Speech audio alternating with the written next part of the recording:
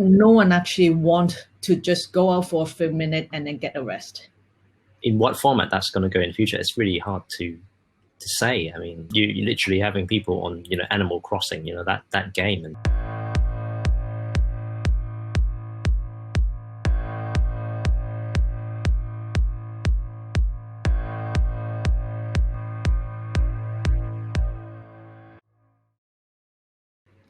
no one actually want to just go out for a few minutes and then get arrested.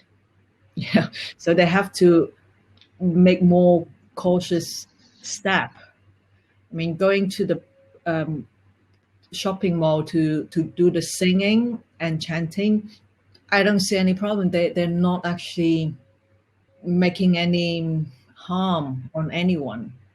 I would say the day that when I was in Shatin, the shopping mall, it was a little suppressed on the freedom of speech, basically. I do believe that if the police wasn't there after their chanting, it's nothing they were going to do. They're not going to burn the shopping mall. They're not going to harm on the shopping mall. Mostly when I see is when the police come, the protesters are actually angry to see them. So first thing, you start with verbal fight. If the police doesn't like the word that you say, or maybe you're too close or whatever, I don't know, that you got a ticket for $2,000, being the social distancing law.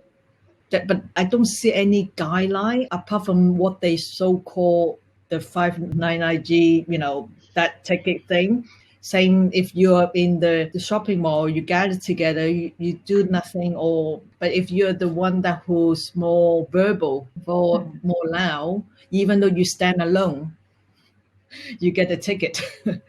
So I think it's a little, I don't know what that ticket actually from. For the protesters, I think I think my observation is that the scale seems to have come down when it comes to the violence, but the way that it's being conducted seems to have been changed as well. You probably be looking forward to seeing smaller groups committing more sort of radical acts, rather than having the sort of regular protests normally see. In what format that's going to go in the future, it's really hard to say. I mean, you're literally having people on, Animal Crossing, that game, and they're putting up a Revolution of Our Time slogan on there. Can it turn into a sort of e-format of protest? I think all possibilities are open.